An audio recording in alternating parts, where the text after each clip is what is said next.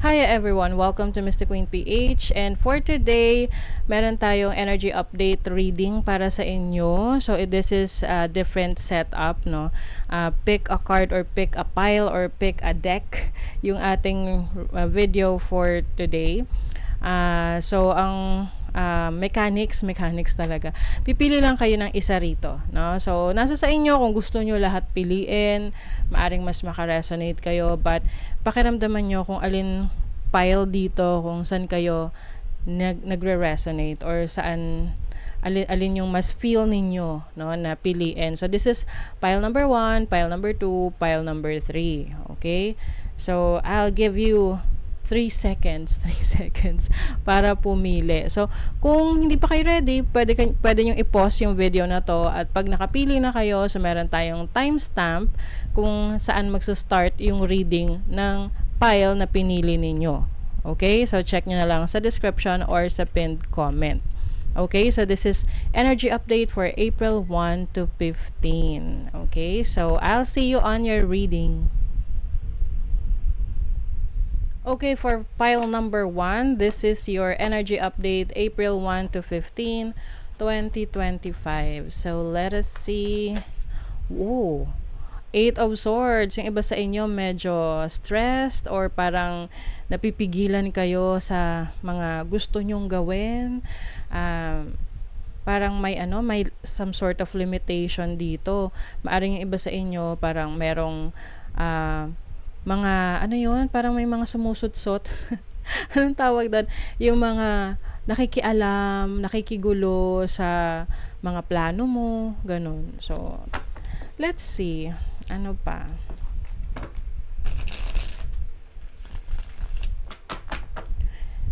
Energies for pile number 1. So, it doesn't matter kung ano yung zodiac sign ninyo, ha? As long as magre-resonate kayo sa reading na to. And mamaya, i-call out ko kung sino yung mga signs, zodiac signs na maaring makaresonate dito pag lumabas yung zodiac sign nyo. Okay? And it doesn't matter naman. So, if you are interested in your in private reading, meron tayong link sa description at sa pinned comment. Paki-check nyo na lang information kung paano mag-book for a private reading. And please subscribe to our channel, like, share this video, comment na rin kayo kung anong pile yung pinili nyo at kung nag-resonate kayo. Okay, so let's begin. Overall energy, possible challenge, oy dalawa, okay. Opportunity, your blessing. So, tingnan natin kung ano yung magiging focus ninyo. This is the energy for your money, career, finances, and for your love life and family. Okay, bottom of the deck, Page of Cups. Meron kayong mga ini-imagine or mga gusto nyong gawin. Ayan, meron talagang may nakikialam. Parang yung lumabas kanina sa first part ng reading ninyo, na parang conflicted yung energy ninyo.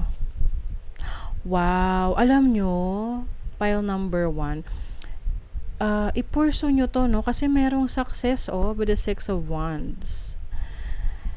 Kailangan lang talaga na, dito mo matetest kung gaano mo kagusto itong mga plano mong gawin. Kung ano man to, kasi para sa iba-iba yan para sa inyo. Pwedeng gusto mong may subukang project or subukang bagong trabaho, bagong source of income, or pwede ring relationship. Kasi yung iba sa inyo, maaring matagal na kayong parang nagpo-procrastinate, hindi kayo makapag-decide kung gagawin nyo ba. Oo. So, tingnan natin. Overall energy is the King of Cups. You have so much love to give, okay? You are very intuitive. You are, may iba sa inyo water sign, no? Cancer, Scorpio, Pisces yung energy ninyo.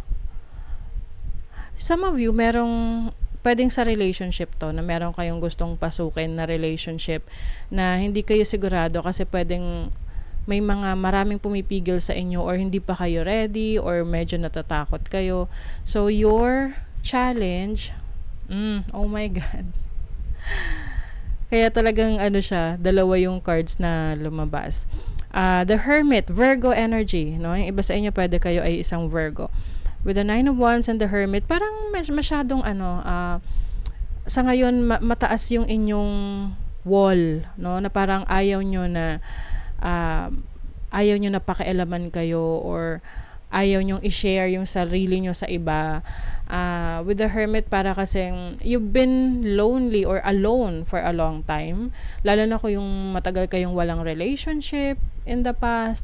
So ngayon talagang parang nagdadalawang isip ka or hindi ka sigurado if you want to open up again, no, with someone. Yun yung challenge sa'yo, kung paano mo mas palalakasin yung loob mo. This can also work for mga trabaho naman or career path, na yung iba feeling stuck kayo sa isang sitwasyon, career ninyo, trabaho ninyo, na you've been thinking kung aalis na ba kayo dyan or may ipupurso na ba kayong iba na trabaho or career. And then your opportunity is, the devil. As an opportunity, parang hinihikayat ka ngayon, no? Hinihikayat ka na subukan or gawin. Kasi yung iba, ang tingin lagi sa the devil is something negative, no? Lahat naman ng cards may positive and negative energies yan, or parang interpretation. But since this is an opportunity for you, ito raw yung opportunity para sa'yo na isipin mo yung sarili mo. Kasi this energy is also about being focused sa sarili, no? Kasi maaring matagal mo nang gustong gawin, gustong i-pursue, gustong subukan, kaya lang iniisip mo kung ano yung sasabihin ng ibang tao o ano yung iisipin ng ibang tao sa'yo. So this is your opportunity to think about yourself first. Unahin mo muna yung sarili mo. And then your blessing is, wow, diba, ang ganda. Yung iba, this blessing is related sa career path, no, ninyo, sa trabaho ninyo. So I'm seeing a lot of earth signs din dito. So Taurus, Virgo, Capricorn energy, specifically Virgo and Capricorn. Yung iba sa inyo, meron kayong you have so much talent and skill set na hindi nyo nagagamit. Okay? Now, once na magamit nyo yan at i-pursue nyo, you will have a financial blessing, you will have financial stability na hindi mo aakalain na maa-achieve mo. Okay? So, it's time for you to get out of your comfort zone. Now, ang focus mo for this first half ng April is, wow, ang ganda. So, pile number 1, ang focus mo ngayon is to be happy, to be satisfied, no? Maging satisfied ka sa mga goals mo, ma-achieve mo yung mga goals mo, because the 9 of Cups is fulfillment. Kung saan ka magiging masaya, yun yung pipiliin mo. Okay? And then, for your money, career, finances, you have the High Priestess. Alam mo, yung iba sa inyo, alam nyo na. Alam nyo na kung saan kayo magiging masaya. Alam nyo na kung saan kayo mas magiging successful. Yung instinct nyo, yung intuition nyo, sinasabi na yan sa inyo eh. Kaya lang, especially yung mga earth signs, logical, practical minsan, na parang mahirap mag-move, mahirap lumipat, magbago. But for you, it seems na meron talagang kailangan kayong baguhin na things are holding you back eh. Parang napipigilan kayong gawin. But if you listen to your instinct, to your intuition, anong sinasabi ng intuition mo, then you follow through. Yun yung piliin mo. It's time for you to be more creative, more authentic, maging totoo sa sarili mo about what you really want. And then, your love life, oh my God. Alam nyo, dalawa talaga yung energy rito. Can be related to your career, business, or finances, and then relationship. So, yung iba, meron kayong gustong pasuking relationship, go ahead, no? If you really have that strong feeling, malalim na pakiramdam na feeling for that person, do it. With the 2 of Cups, yung iba sa inyo, you are going to enter a relationship. ngayong first half ng April. Pwede rin tong business partnership, okay, na itong partnership na to is very close to you, like for example, family member, kapatid, romantic partner. Let's see what else for pile number 1. April 1 to 15. Okay. You have moth. Moth is your instinct, your intuition. Oh my God. So, kung naghahanap kayo ng ng validation or not actually validation, pwedeng sign o simbolo or sign. Oo, sign na kung ano ba yung gagawin ninyo. Yung inyong instinct, yung intuition nyo, yun yung magli-lead sa inyo. Kasi moth is about clairvoyance. This is about luminosity, reliability. Na minsan nag-iisip tayo logically or emotionally or practically, no? But it's time to listen to your instinct. Also have elephant, so this is complexity, being majestic. I think it's time for you na to get out of your comfort zone, na i-explore mo pa yung pwede mong, yung highest potential mo. Okay? Marami kang potentials na pwede mong i-explore. Let's see, okay. Choices, yes. Meron ka talagang kailangan ng pagdesisyonan, April 1 to 15, pile number 1. Yung iba kasi hindi kayo makapag-decide, but it's time to make that decision. Take a chance. Oo, 'di ba? Satisfaction. With the 9 of Cups, this is your focus, to be satisfied with what you have. Maging satisfied ka, kontento ka sa anong meron ka ngayon. But kung hindi ka kontento, then definitely ikaw yung maghahanap ng contentment niyan para sa'yo. Ayan, beehive, to be persistent, no? Determined. So, kumbaga, dyan mo masusubok kung gaano mo kagusto yung bagay na gusto mong i-pursue, kung talagang determinado ka.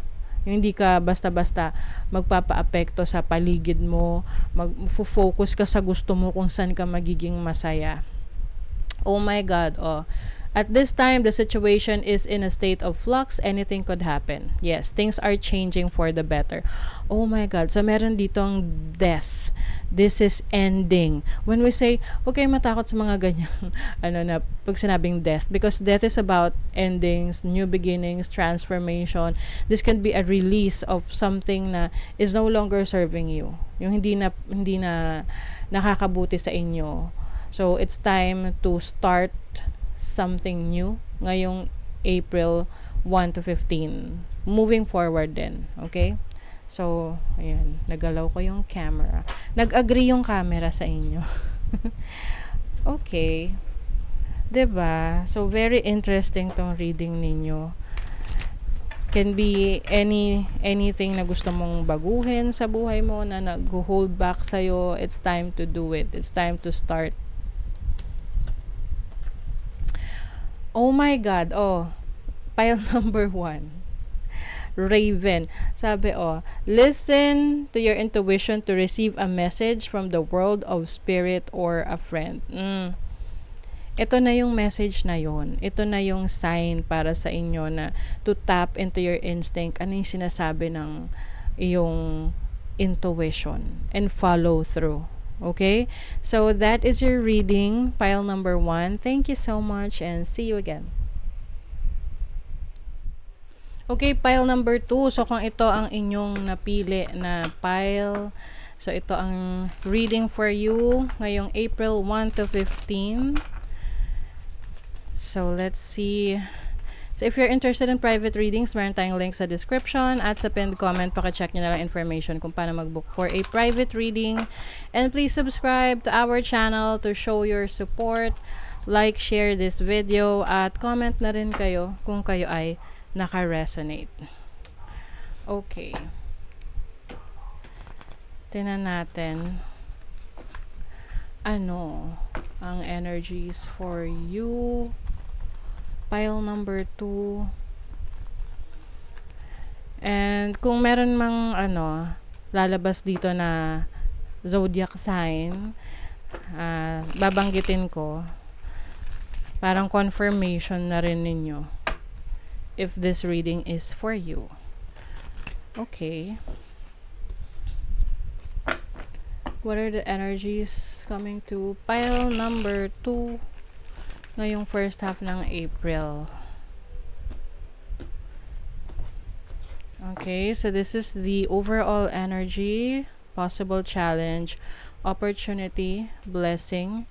This is your focus. This is the energy ng money, career, finances, and this is love life and family. Bottom of the deck is the Sun. Wow, ang ganda.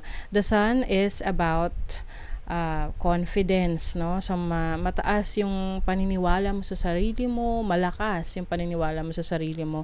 This is also about clarity, happiness. So I think for pile number 2, maraming mga magagandang balita for you ngayong first half ng April. Some of you naman pwedeng meron kayong mafulfill na wish.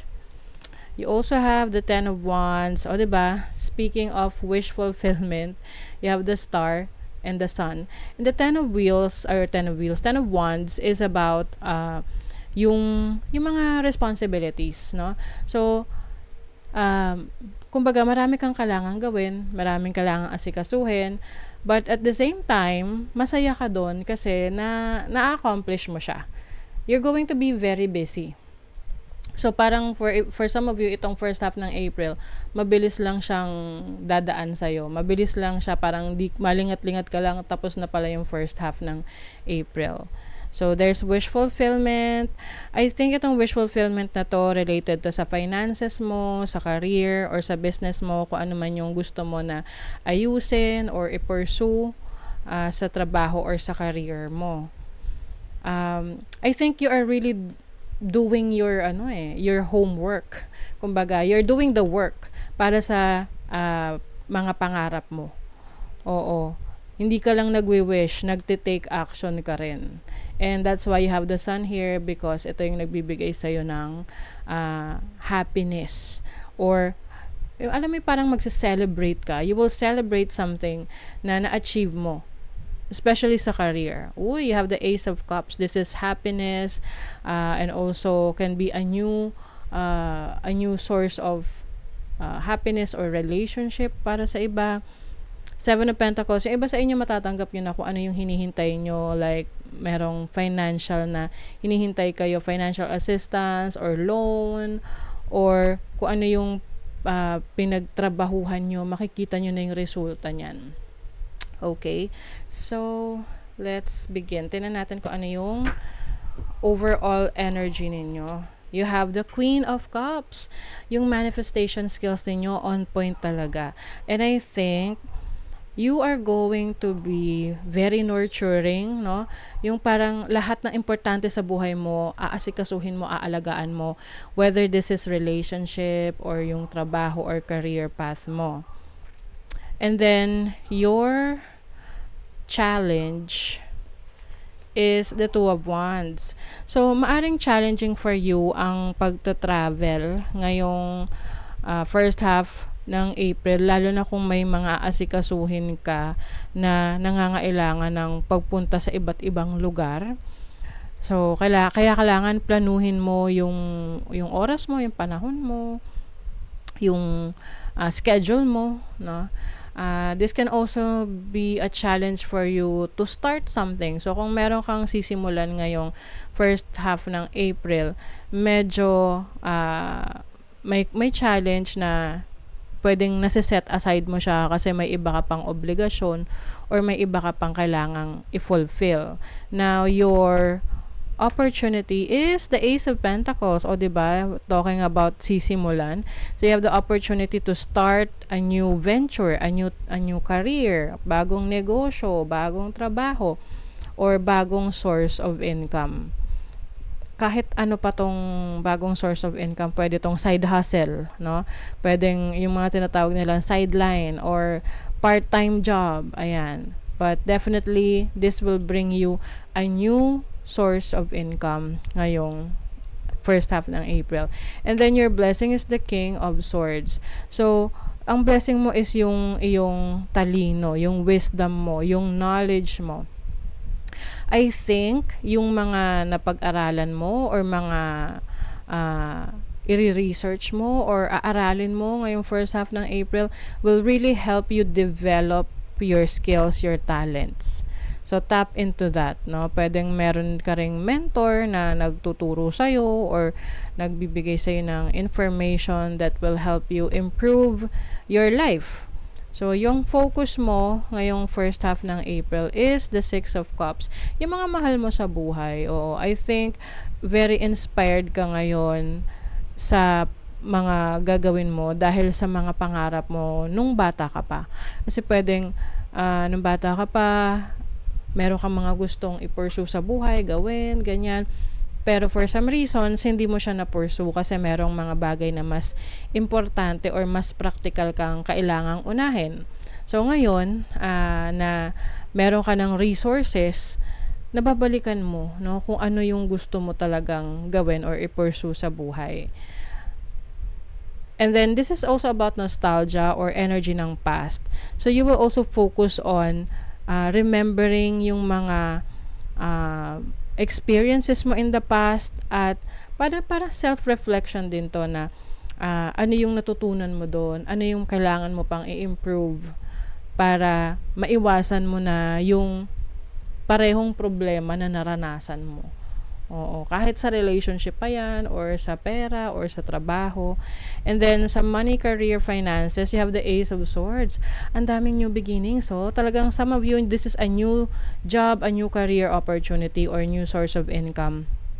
Ace of Swords is a new beginning or a new idea na magbibigay sa'yo ng parang inspiration na simulan na, na gawin na ang isang bagay na gusto mo.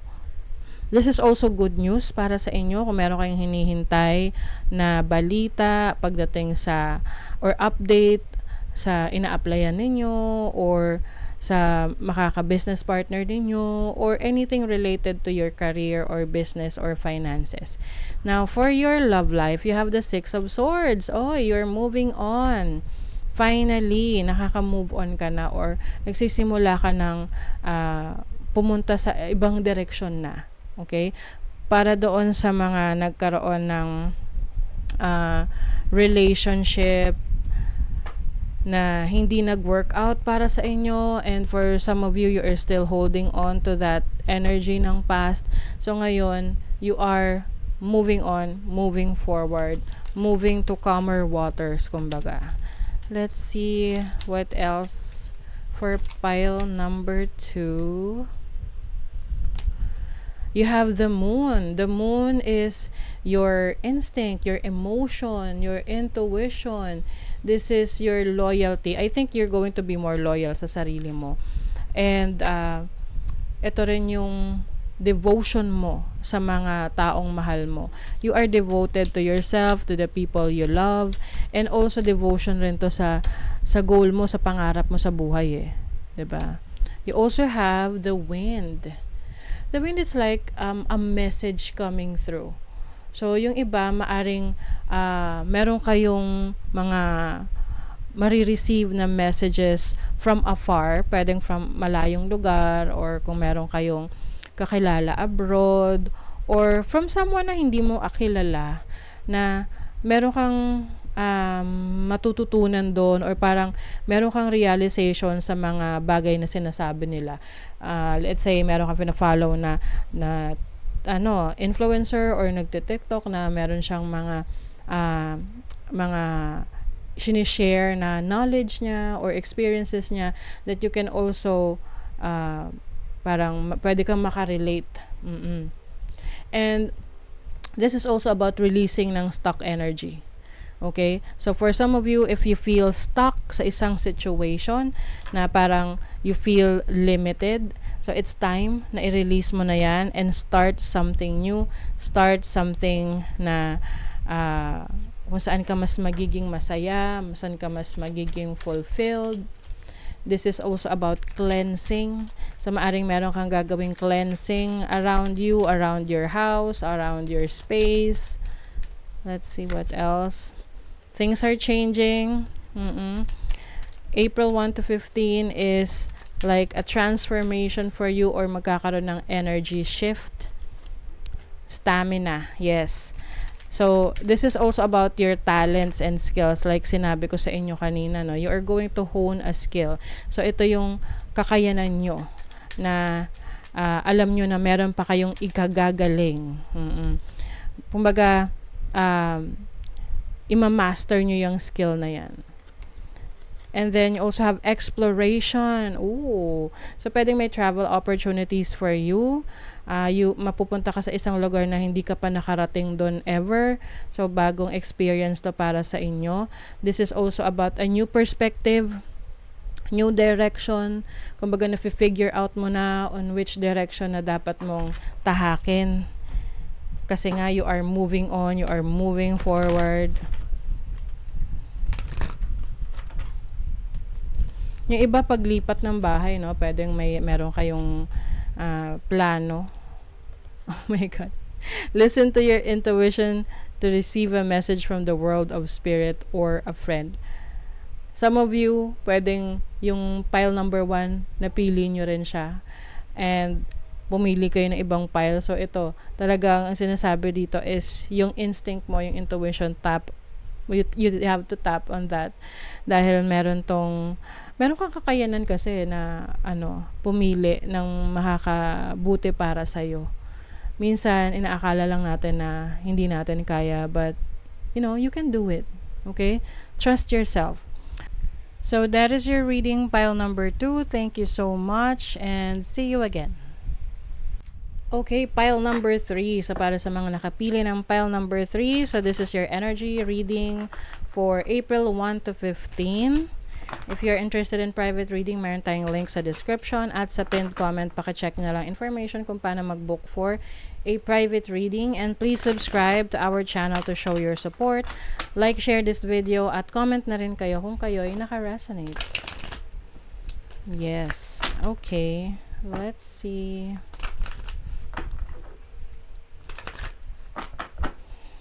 Okay.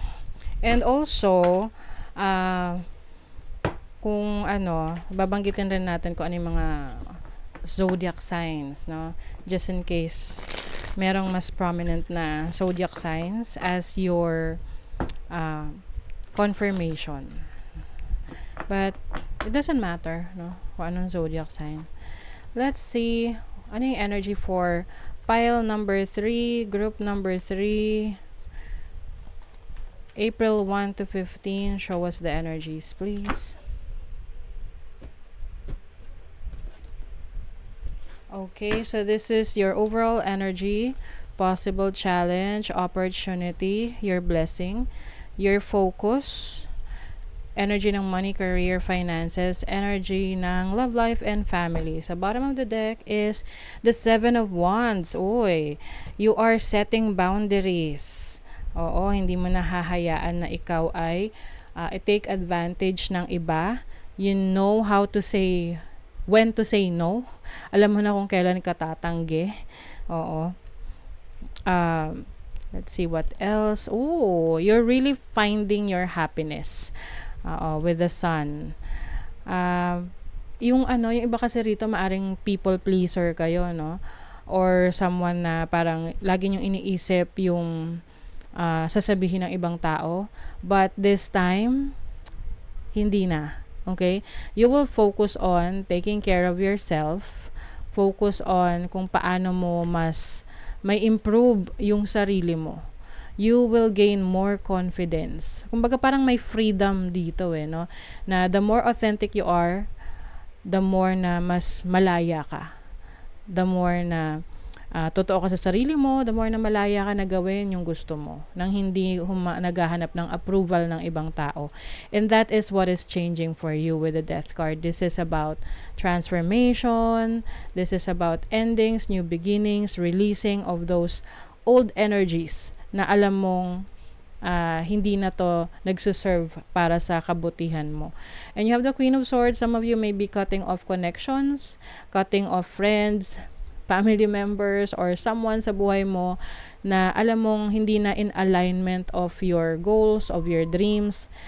Wow, merong chapter na nag-e-end for you ngayong first half ng April, and it's time for you to move forward, like to go to a new direction. The world is also opportunities for you to explore.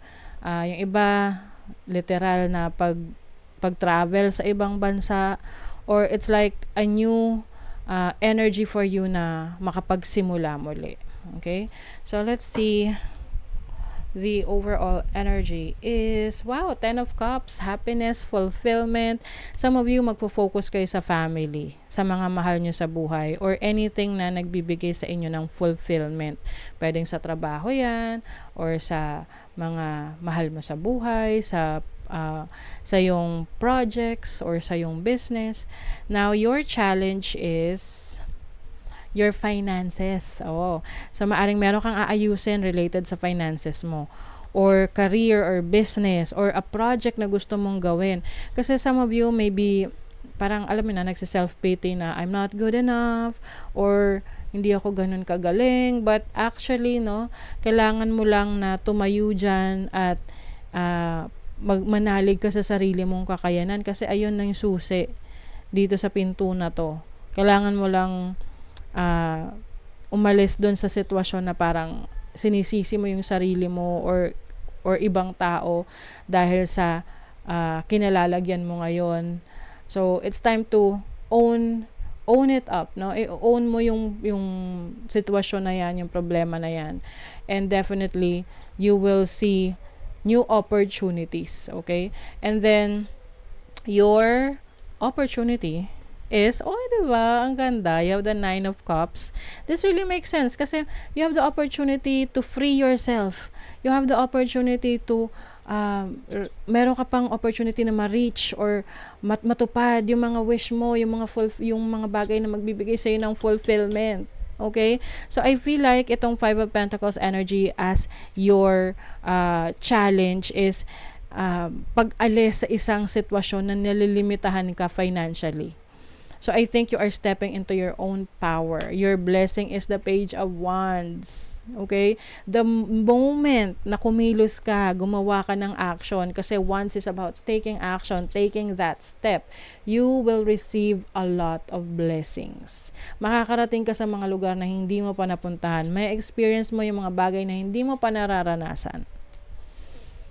Wow, this is you gaining freedom. Okay? Your focus is the Moon. You will focus on your instinct, your intuition. This is going to be your guide. Okay? Some of you, may mga times na you feel emotional. Okay? So, kailangan lang dito, meron kang control of your emotions. Huwag mong hayaan na magpadala ka sa emosyon mo pag meron kang mga problema, or meron kang gagawing desisyon. Mahirap pag masyadong emotionally centered ka. So, it's time for you to manage your emotions. And gamitin mo yan to your advantage. Kasi yung iba sa inyo, magkakaroon kayo ng heightened intuition. So, ibig sabihin, magiging malakas at sensitive yung pakiramdam nyo sa mga bagay-bagay sa paligid ninyo. And gamitin nyo yan para makapag-desisyon ng mas makakabuti para sa inyo. So, for your money, career, finances, you have the 10 of Wands. Maraming responsibilities, maraming kailangan gawin. Pero kung talagang desidido ka na makaalis sa isang limitadong sitwasyon mo financially, sa trabaho mo, sa business mo, sa career mo, then it's time to take action, because this will bring you a lot of blessings and opportunities na hindi mo akalaing darating sa'yo. And then for your relationship, you have the Strength card. This is about strengthening your connections with others and strengthening your boundaries. Syempre, hindi porket nasa relasyon tayo, kailangan bigay ka lang ng bigay at hinahayaan mo na parang ikaw hanggang sa manghina ka na kasi lahat binigay mo na. So, this is you strengthening yourself, pagkakaroon ng values or paniniwala sa sarili mo na hindi sa lahat ng oras available ka para sa ibang tao. You have to be always available for yourself. Okay? So, this is also about kung kayo ay nanggaling sa isang breakup, separation. So, it's time for you to focus on loving yourself more. Pagpapalakas ng inyong sarili, ng inyong pangangatawan. So, pwedeng kayo ay babalik sa Balik Alindog program. You have Sea Star. Wow. So, Sea Star, star is about your dreams, your hopes, yung mga pangarap mo, no? So, maaring meron kang ifo-focus na pangarap mo, na gusto mong finally, no, may makita ka ng resulta doon sa pangarap mo na yan. So, this is also about being simple, kasi minsan kino-complicate natin yung mga bagay-bagay, but being simple will give you more opportunities to improve yourself, kasi nga para siyang blank canvas na pwede mong i-improve, pwede mong pagandahin. You also have a cloud. So, ito yung mga bagay na gumugulo sa isip mo. Ito yung mga kailangan mong ayusin. This is also about your dreams, yung conscious creation. Maaring ikaw ay may mga naiisip na mga ideas na minsan itong ideas na to parang iniisip mo, suntok sa buwan, or parang ang hirap gawin nito. But actually, kung ikaw mismo ang kukumbinsi sa sarili mo na kaya mo yung gawin, kaya mo yung gawin. Okay? Do not limit yourself sa kakayanan mo. Kasi once na ilimit mo na yung sarili mo, wala na. 'Di ba? Talagang parang iisipin mo na lang na hindi mo na talaga yun kayang gawin. Kailangan mo lang you just need that first step. Sa mga pagsisimula kasi nakakatakot talaga na hindi tayo pamilyar sa isang bagay na yan. But once you do it, no, constantly, and then naging habit mo na siya, and then magiging madali na para sa'yo. Aggressive o acceleration, ignition. So yung iba sa inyo, parang magkakaroon kayo ng ng inspiration, like stimulation na kailangan ko na tong gawin. I think importante sa inyo na inspired kayo sa ginagawa nyo. You are interested. Kasi kung wala kayong interest dyan, bakit nyo pa gagawin? Diba? So, find something that will interest you. At syempre, hindi naman ibibigay yan ng basta-basta na lang, no? Hindi yan, yung resulta na gusto mo, hindi lang yan ibibigay basta-basta. Kailangan nyo also put in the work. Kailangan tatrabahuhin mo siya. Meron kang i-develop na skill or talent or abilities. Wow, that will bring abundance sa buhay mo. Wow, ang ganda.